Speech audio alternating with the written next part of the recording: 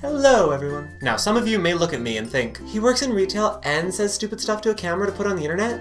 Oh, he must have goals, ambitions, and motivation. But that's not 100% true. I'm actually incredibly lazy, unmotivated, and live an otherwise boring life. The one thing I do excel in, however, is procrastinating on the few things that actually do need to get done during my day. So if you've ever had the overwhelming desire to achieve this level of inadequacy, then do not fear, children, I'm here today to help you accomplish that. These are my top 5 tips for optimal procrastination. Tip number 1, be prepared. You should always have a list of things that you can be doing when other things need to get done, like a list of movies or TV shows that you need to catch up on or start watching.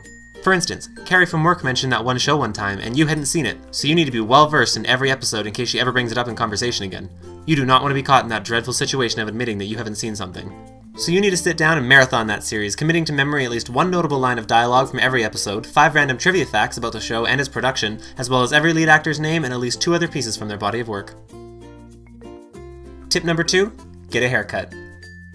Convince yourself that getting a haircut is more important than anything you happen to be doing at the time. So drop everything and go.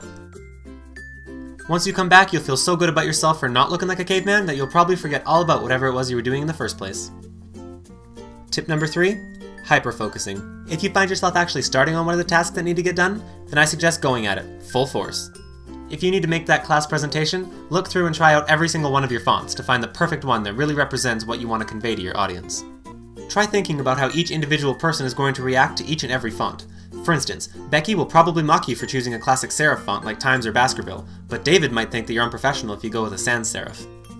And what are they going to think about you as a person if you show up with an overused Helvetica? Jason will definitely spot the deep-seated daddy issues in that John to Quick note, and Charlie will break up with you in a hot second if you go anywhere near that Comic Sans. Tip number 4 is to run away from your responsibilities. Literally. Just turn and run. Tip number 5 is my personal favorite, napping. Napping is a great way to waste the maximum amount of time with the least amount of effort or brain function. If you can master this simple skill, there isn't anything you can't avoid doing.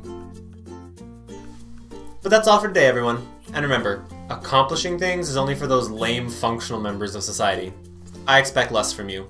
So go forth and procrastinate.